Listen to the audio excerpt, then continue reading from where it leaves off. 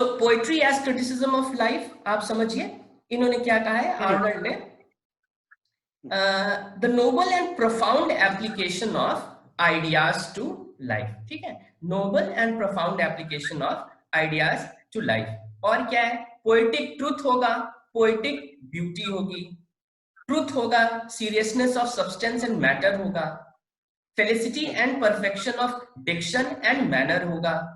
ठीक, अब इस हिसाब से जैसे अरिस्टोटल ने क्या सोचा था कि फंक्शन ऑफ पोइट्री क्या है, to present life as it is. Aristotle के अकॉर्डिंग था कि to present life as it is. ठीक है, लेकिन आर्नल्ड कहता है कि अगर जैसी ही लाइफ है अगर वैसे ही प्रेजेंट कर दिया और पोएट ने अपना कुछ उसमें ऐड नहीं किया, so there is no contribution of the poet. ठीक है, so what rest at in the hands of poet is that he should contribute to the existing corpus of knowledge, कि उसमें जब तक कुछ बढ़ोतरी नहीं करी, उसमें कुछ इंक्रीज नहीं किया, तब तक that will not be significant and meaningful. जैसा कि कोलरिज खुद कहता है कि अगर इस तरीके से कि जैसा लाइफ है वैसा ही अगर रिप्रेजेंट कर दो तो ये कुछ ऐसा होगा, इट वुड बी लाइक एक आइडल रिवेलरी विद नेचर हो जाएगी। It is like something very of a lazy kind of thing. So what he thinks of it is very important। जैसे ट्रेडिशन एंड इंडिविजुअल टैलेंट में बात करता है कि उसका खुद का क्या उसमें ऐड करता है। ट्रेडिशन है लेकिन उसका इंडिविजुअल टैलेंट क्या है, तो वो भी बहुत इंपॉर्टेंट है। तो लाइफ और पोएट्री में यही डिफरेंस है। ठीक है, क्या डिफरेंस है? और साइंस एंड मोरालिटी में जैसे आप देखते हैं रीजन देखते हैं, गुड सेंस देखते हैं, तो पोएट्री और लाइफ में एक जैसे फॉर्मलिज्म, जब 20th सेंचुरी के बाद आप देखोगे तो एक चीज आप पढ़ते हो, लाइफ में क्या होता है, लाइफ में थिंग्स हैपन। ठीक है, पोएट्री में क्या होता है, things are made to happen. ठीक है, उसमें बिकॉज लाइफ में क्या है, आपके इमोशंस हैं, आपके रॉ इमोशंस हैं, और लिटरेचर में क्या होगा, आपके उन्हीं रॉ इमोशंस को कंक्रेटाइज किया जाता है, उनको एक particular technique, structure, shape, emotion, expression, सब चीजों का यूज करते हुए उसी को आपको लिटरेचर में पुट अप करते हैं। ठीक है, तो लिटरेचर क्या है, literature is human motivation, compulsion, inspiration. So this is literature, right? So if in life things happen, but in literature और in poetry they are made to happen.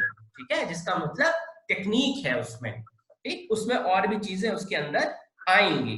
ठीक, अच्छा, तो ये पर्टिकुलर चीज जो कि पोएट्री जो है, अगर वो लाइफ से इस तरीके से इतना ज्यादा सरोकार रखती है, if it is related to such an eminence, so what happens कि ये पोएटिक ट्रूथ एंड ब्यूटी के बारे में है।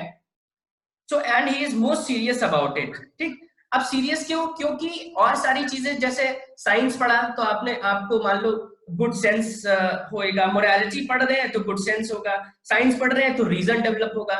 लेकिन पोएट्री तो एक ऐसी चीज है कि उसमें सारी चीजें आपको मिलती हैं। तो यानी सारी चीजें मिलती हैं, यानी आपके इनर मोस्ट सोल को अपील करता है।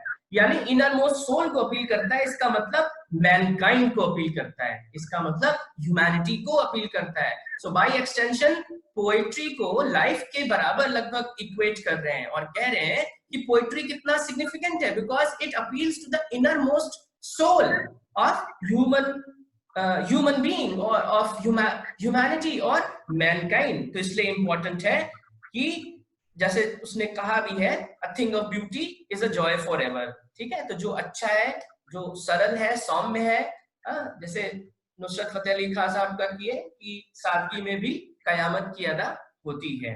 सो द थिंग इज कि a thing of beauty is a joy for ever. जो चीज अच्छी है, it will transcend because that has that universal quality in it. अगर कुछ छिछला हो, कुछ ओछा हो, कुछ हल्का हो, कुछ उस तरीके का, तो बहुत जल्दी डिमिनिश कर जाएगा, that will not last for long. Okay, लेकिन जब तक उसमें वो पोएटिक एक्सीलेंस नहीं होगी तब तक वो आगे उसमें नहीं हो पाएगा।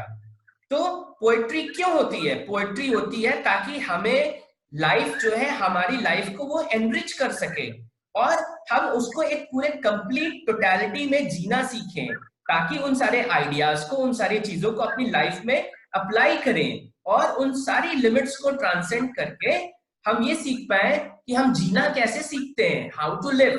Okay, so this is how it is a criticism of life. तो पोएट्री क्या करता है, it gives us the power. Power किस चीज की, to form, to sustain, to delight, okay, in life. अच्छा, इसको अब आप मॉरलिस्टिक कह सकते हैं, मॉरलिस्टिक, बट मॉरलिस्टिक यहाँ पे होना डायडेक्टिक सेंस में नहीं है कि प्रीचिंग के तौर पे नहीं है। यहाँ पे मॉरलिस्टिक ये इस तरीके से है in the broader context. Broader context क्या है कि ये आपको जीवन के उन आयामों से आपको भिज्ञ कराता है। It introduces to those dimensions of life which help you to enrich life. What are those? Truth, goodness and beauty. तो जब आप ये ट्रुथ, गुडनेस, ब्यूटी, इन सब चीजों से करते हैं तब आप आगे जाते हैं। तो बेसिकली आर्नल्ड का जो प्री ऑक्यूपेशन है वो है कि आर्ट ऑफ लिविंग के ऊपर, ठीक है। पोएट्री जो है वो जीवन, जैसे उर्दू के बारे में कहा जाता है ना, उर्दू, हिंदी और इन की इस जुबान के कारण जैसे उर्दू आई तो जीने का सलीका आया, है ना। तो it is like you can see the how exalted a language can be, कि अगर उर्दू, आप जानते हैं कितनी तमीज और कितने हर चीज से उसका ताल्लुकात है ना। तो अगर उर्दू किसी को आती है या उसने सीखी है तो आप यूं सीखें कि उसको हर चीज का अदब और उसको हर चीज का उसका जो अदीब भी बनता है, अदब भी उसको आता है, अदब उसको वो पर्टिकुलर डिसिप्लिन, वो डोमेन आता है, उसको वो तरीका आता है, वो सलीका आता है। तो उर्दू आई तो जीने का सलीका आया। तो इसी तरीके से पोएट्री या पोएटिक इस तरीके से अगर आता है तो यानी जब आप उन ग्रेट आइडियाज को अपनी लाइफ में अप्लाई कर पाते हैं तब आप सीख पाते हैं कि हाउ टू लिव, राइट।